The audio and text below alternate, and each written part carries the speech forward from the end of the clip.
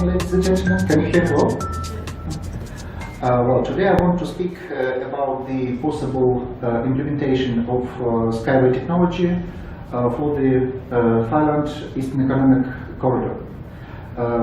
First of all, I want to speak about the technology itself, so that you would know how it works, what that's like. Then I want to speak about three possible applications, three possible solutions which can be used here in Thailand. And I want to finish with the conclusions and the effect which it can bring to the economy of Thailand. Well,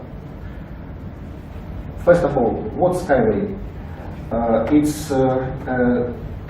It's a transport system which is situated at the second level, which has several advantages, which are it is fast, the speed is up to 500 kilometers per hour, it's safe, it's ecologically sustainable, it's easily accessible, and it's comfortable. And now I want to show you a small video, so you will see everything by your own eyes. And I want to attract your attention to the fact that everything which will be shown is not a computer graphics, but it's a real video, which is operating in our Technopark in Belarus.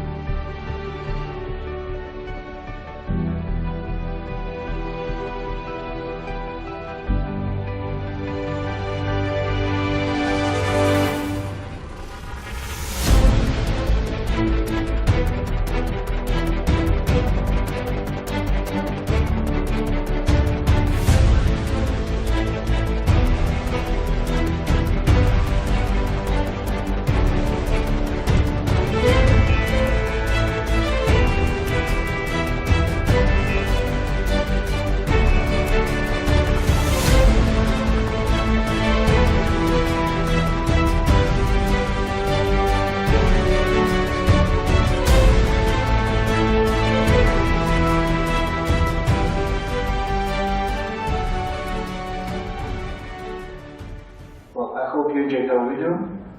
Well, now I want to speak a bit more about the advantages of our transport system as it differs from the conventional transport.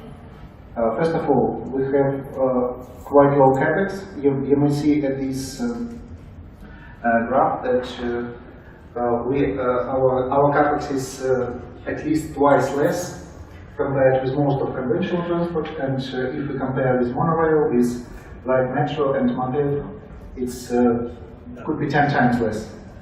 And the main idea is that we use very light but very rigid strain rail, which is based on the pre-stressed strings, which are put into concrete. That's why we get a light but very solid structure. That's why it's less material, it consumes less material, that's why it's cheaper. Further on, we have minimal operating expenses. If we compare with the conventional transport, we can see that the most part of the OPEX is labor expenses and cost of fuel.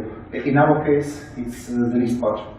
And our transport is driverless, so we use automatic control system. I will speak about that a bit later. And in general, we can get the effect of so our transport system is 2 to 5 times cheaper in terms of OPEX compared with conventional transport. The next point, it's our transport system is ecologically sustainable, so we use minimal landed resources, and we use electricity, so it minimizes the harmful emissions to the atmosphere, and lots of people like that. And the last point is safety. the main issue here that our transport system is situated at the second level, so it doesn't cross with the existing transport at all. So the traffic accidents are minimal. The second point is anti-derailment system. You can see it in the picture. So it also increases the safety of our transport system, and it's resistant to natural disasters. The previous speaker was saying about floods here, and actually it's also resistant towards earthquakes, tsunami, and other natural disasters. So this transport system won't be ruined if any natural disasters happen. Well, and actually now we are implementing that at our test site in Belarus. We call it Ecotechnopark. It's situated in the town of Mariinburg. It's not far from capital city of Minsk. And here you can see all the main types of our transport: unibus, unibike, unica. I'll speak about them a bit later. And actually, you may also see that we have got, at the end of the previous year, of the year 2017, we've got certificates from the Russian Institute of Urban Transport. That's why these vehicles are not just operating, but they are certified. Well, and now let's think how this project, how our technology can help to the development of Thailand, and in particular for the Eastern Economic Corridor. Actually, you can see this map, and actually the main points here to connect the seaports and the airports into one integrated transport system. That's what we can do here. Well, first of all, we can increase cargo turnover, we can reduce transportation costs, we can increase the convenience of the transport, we can minimize transportation time, because the speed of our transportation is up to 500 kilometers per hour, and we can promote tourism as well. Well, and now let's speak about our main solutions which could be applied here. First of all, it's cargo transportation. So, if speaking about SkyWay transport system, it has several advantages. It's autonomous, it's point-to-point, it's high-speed, it's ultra-safe and energy efficient. We have also special solutions, not just for cargo transportation, but for the seaports as well. And many people during this conference were asking exactly about these solutions. You can see at this picture how container transportation could be arranged along the water, for example, and it can combine container transportation at the upper level and passenger transportation at a lower level. So it's a universal transport system. And also we can make offshore ports, so that we put it into the sea and put the storage places into the ground. So we leave the shore of the sea free of any infrastructure, so it can be used for recreation, for some other economic activities. So, but we don't need to put boats at the shore, and these solutions could be applied not only for the big ports of world importance, but also for the small ports, as you can see at this slide. And here you can see how our container transportation could work. So the speed is up to 500, about 50 kilometers per hour. It's automatic loading and unloading. Its performance could be up to 30 million containers per year. And we can use track, as I said, already for passenger transportation. And we have different solutions, not only for containers, but also for bulk, break bulk, and liquid cargo. This is our cargo module, which is called unit truck. It's arranged for a small amount of cargo. It's for bulk cargo, actually for 1.8 metric tons. But if we put it if we place them one by one, it can carry quite a great amount of cargo. We consider the performance of such system about 100 million tons per year, even despite it looks so small. It's already operating at our aquatic park, so you may see it in the video. And we also have solutions for loading and unloading terminals. And I think that all these cargo systems could be integrated, and it could integrate the airports and seaports into unified transport system. Well, the next solution which I want to speak about is high-speed passenger transport. As I told already, its speed is up to 500 kilometers per hour. It's bigger compared with conventional high-speed trains, and it can be used to unite cities, regions, countries, and even continents. Here I give at the map I give the possible example how it could be applied for the case of Bangkok. For example, we can connect Bangkok with Kuala Lumpur and Singapore. And yesterday we were discussing the project Kuala Lumpur-Singapore. I think this solution could be also applied for this project. If we compare SkyWay with other types of high-speed transport systems, you can see that almost all the parameters which are construction cost, OPEX, accident rate, and environmental impact, we are better. Maybe the only point where we look a bit worse compared with aviation is speed, but we should take into account one point. If you go to the airport, you anyway need to wait for boarding, to stand in the queues, to pass control, and actually you have to add 3-4 hours to the time of your trip. In our case, we get from the city center or city suburb exactly to the city center or city suburb, and actually you will get, for example, if you go for 500 kilometers or for 1,000 kilometers, you will get to the place of destination faster. And these are technical parameters for our high-speed minibus. It's designed for 10 people. Its design speed is 450 kilometers per hour, and its performance is about 7,200 passengers per hour. And the last point which I want to speak about, the last solution, is urban passenger transport. First of all, I want to speak about Unibike, which is some kind of PRT designed by our company. It's designed for 2 persons, but there could be solutions from 1 to 5 persons. And it can be used as a sightseeing vehicle. For example, it would be, I think it would be really great to go by Unibike to safari, for example, or to see some natural places from the bird's eye view.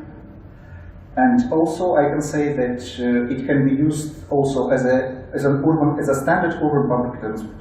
The idea here is that we just put it one by one, and so they can carry quite much passengers. I'll show it later. Well, these are main technical parameters of Unibike. Its weight just about 80 kilograms, about 800 kilograms. It can carry 2 persons, and please pay attention to the energy consumption.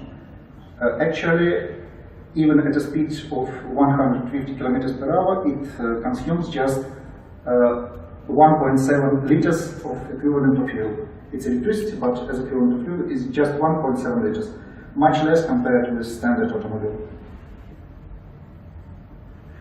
And this is carrying capacity. I want to show that it's not just recreational type of transport, but it's also could be a transportation system. So you can see that this type of transport could carry about 150,000 people per day.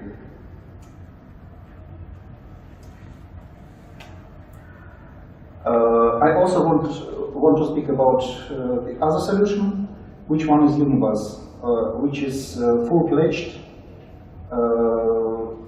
solution for urban and intercity transportation. So this is actual possible replacement of metro, buses, and any other types of transport. So if you look at the graph, you can see that the difference of this. You can see that the speed of our transport is much higher. It could move at a speed of about 150 kilometers per hour, and the average speed is about 80 kilometers. So you can maybe you've already tried how it is in Bangkok. Actually, there are lots of congestions all over the roads, and it's quite difficult to get where you want in time. So by using Unibus, it won't be a problem. You will get wherever you need quite quick. And actually, as we see, it could be used here for urban transport system in Bangkok and in the city of Pattaya, for transportation system connecting Bangkok and Pattaya, because now, as far as I understood, it takes from 2 to 3 hours to get there. By using this transport, you can get there by 1 hour. It would be much more convenient, and it could, of course, boost the tourism here. And we can use it not only for these routes, but also for general intercity transport system connecting the entire region. So if we do that, everything would be operating. It would be a general system which unites all the points. These are main technical characteristics of Unibus. As I told already, it's designed for 14 persons. And one more interesting fact,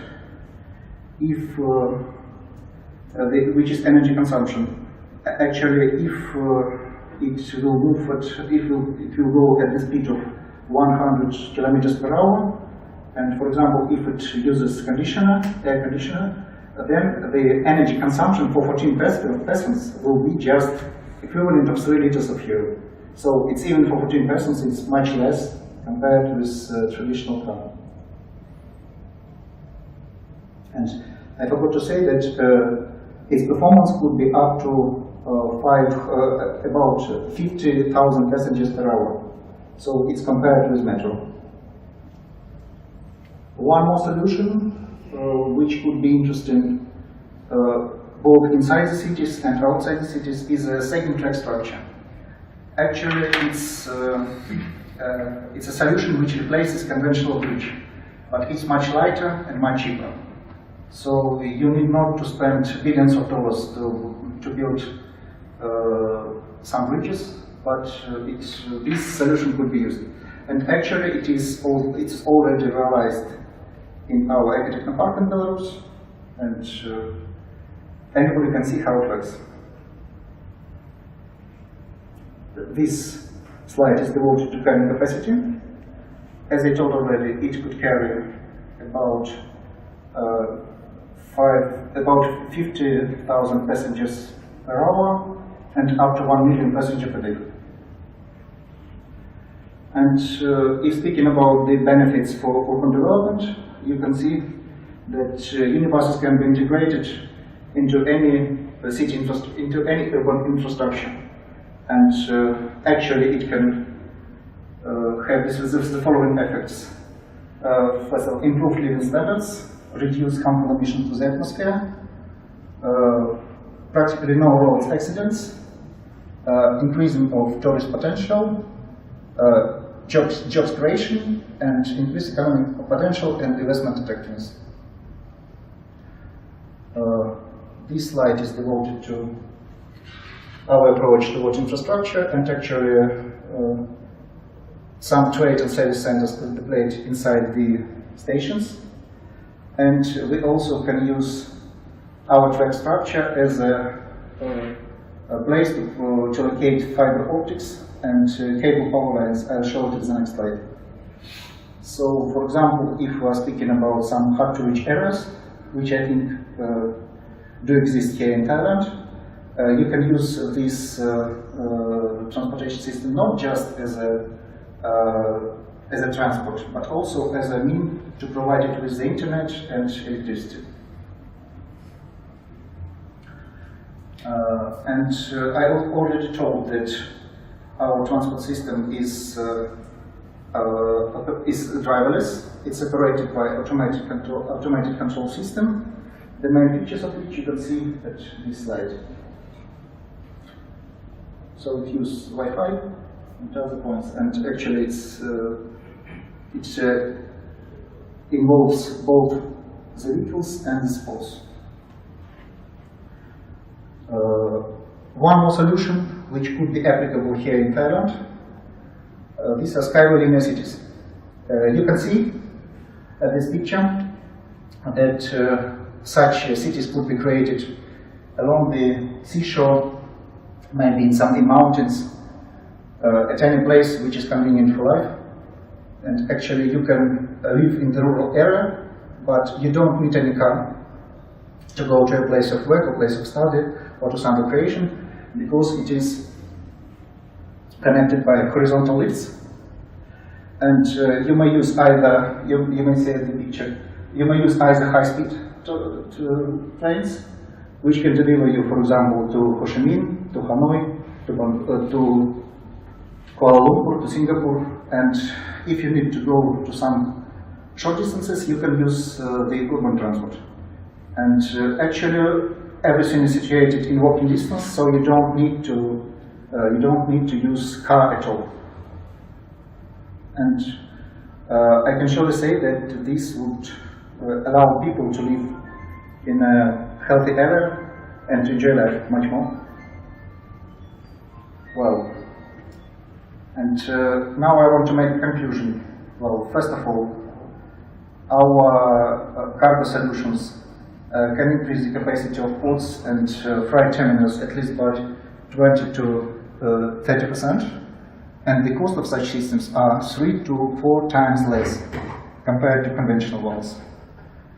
Well, if speaking about high-speed transport, we can connect Thailand with Malaysia and Singapore and other cities as well. And the cost of such track, in my opinion, could be up to 10 to 15 billions of US dollars, which is cheaper than other traditional solutions, especially the Japanese one, I think by 5 to 10 times. And the last point, the urban mobility transport can solve traffic problems in the cities, enhance tourism, and make transportation comfortable and well priced. And the construction of such systems costs less than traditional one by 5 to 7 times. Well, that's all. Thank you very much.